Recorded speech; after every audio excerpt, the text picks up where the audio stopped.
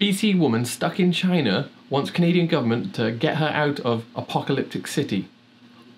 Sounds pretty scary, right? If it was true. Right, what's up guys? Welcome back. As I guess you can already tell, this is about the media distorting and lying and over-exaggerating stuff to sell stories, which is causing this mass hysteria in China, which I've mentioned in other videos. So just a few quick updates. First, the quarantine was extended by 7 days, and then by another 7 days, and then today it seems that a lot of the central areas of the city are opening up again. There's all these, I've talked about these in previous videos, where people are like fortifying areas, putting like massive fences up to contain people and make it so that everybody was forced into, you know, going through the correct proper procedures. Didn't always work. I got some footage of people climbing over some, but yeah, generally they fortified all these areas. Some of them are going to take a lot of work to put back. People put like dirt and mud and trees all across roads. Some people built brick walls, but either way, those are being all torn down now, so that's a good sign in saying that it's getting back to like regular life. They've given us also this kind of QR code you can scan on your phone. You fill in some questions, entirely up to you, and you have to click that you promise you it's true. I guess there's going to be a lot of people that might fake it, but that's just life. But for most people, as long as you answer the questions correctly, then it gives you a QR code, which is either green or yellow or red. Red and yellow mean you have to be under house quarantine. I think the yellow is for 7 days, the red is for 14 days. Green means you can go around the city freely from now on, I think. Anyway, the area of the city I'm in is a different district, so it hasn't announced that yet, and we're still under the only allowed out once every 2 days, just to go and collect food and stuff. So hopefully we'll be back to normal as well, because it kind of sucks being like quarantined in all the time. I guess it's for the right measures, but it's still like, I've been in here now, including the time, like just spending time at home before Spring Festival, like more than a month. I guess since like the 17th of January. Don't know if it's just over a month, yeah. So I'll be glad when I can start going around the city again. So like I said, in previous videos, I've mentioned how the media here is hyping it up, and then you get all the people that are in other countries like America and other such stuff, and they are going crazy and like, oh my god, it's the end of the world. And although it is serious, let's not get that mixed up. I am not saying that it is not serious, because it is, but this is why people are going so crazy when they're not in China, so they can't see what's going on here, and they're just relying on news reports from news outlets just like the one I'm about to tell you today. I've never even heard of this one before. I guess it's a Canadian one, that's why. I'm not Canadian, and it's not as big as things like CNN, or maybe it is, but I'm just not a news guy. So anyway, today we are talking about CBC News, a Canadian news station. I think, as far as I've looked briefly, they've got like a radio thing, they write articles, maybe they do something on TV, not sure. If you know, hit me up in the comments down below. But this is about an article they wrote, which they were in contact with people here in Wenzhou.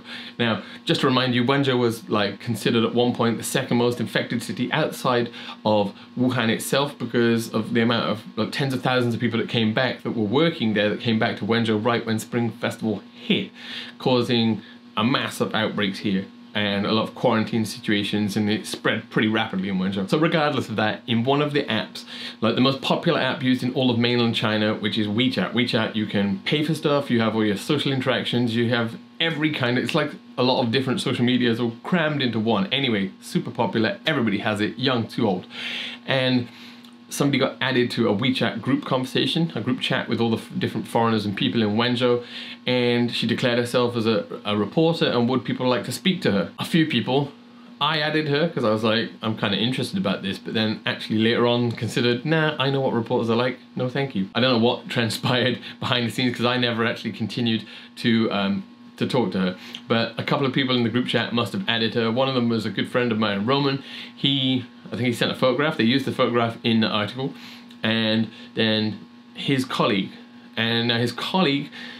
she spoke to them and told the story, and then what was printed was completely different. Like, obviously they added stuff, they distorted the truth and took stuff out of context. So anyway, let's have a look at the article and you can see what I mean.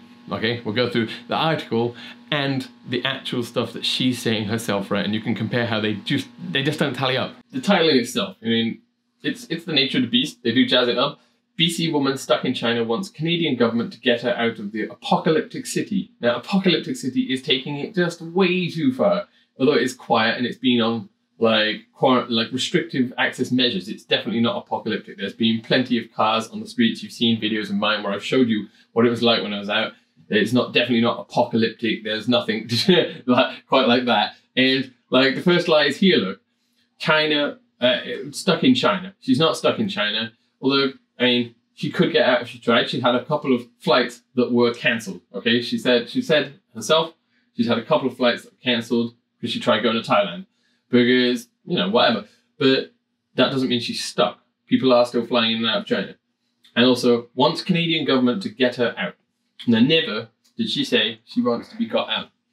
And I can see here as well, like, only leaves the home she shares with her partner in Windsor once a week for food and basic supplies.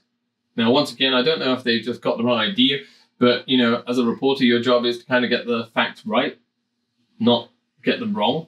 And it's not once a week. It's actually, you're allowed out to go out shopping. There's no, like, you can go wherever. You can go to supermarkets. You could go just driving. They just let you in and out, one person for each family, once every 2 days, not once a week.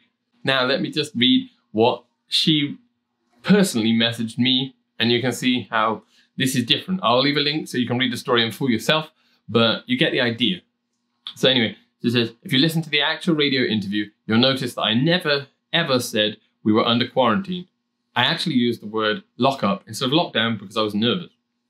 Kind of, you know, people do get like that. I get tongue-tied like that, just talking to the camera.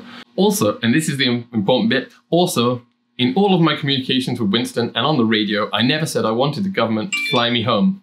I'm not interested in going home. They came up with those headlines all on their own. Additionally, in the radio interview that I sent to an email to SOS@something email, which they misconstrued as me saying to the embassy, an SOS email that I wanted to leave, basically. Not the case. When I discussed this with Winston prior to the interview, I told him I contacted the embassy once because I was only wanting to make a record that I was here in China just in case down the road some things became dire. You know, like registering that you are a Canadian abroad. They completely sensationalized my interview, making me look like an idiot.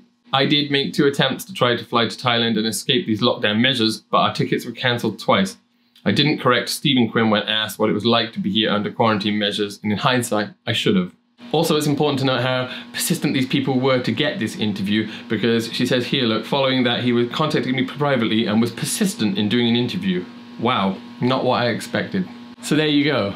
Not going to dwell on this too long, but basically, if you're sitting somewhere and you're not in China right now, just be mindful that what you're seeing on the news is changed like this. I mean, that has changed something which was this big into something which is this big just to sell more papers, get more people to click through their articles.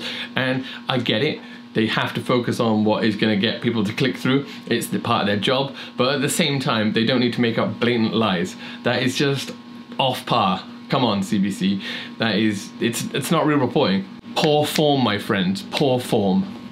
Anyway, guys, hopefully, like, next time I can bring you a more positive vlog, because I'm hoping that in the next few days everything will start returning to normal, the virus will start becoming a distance past, and we can all start wearing t-shirts saying, I survived the coronavirus 2020.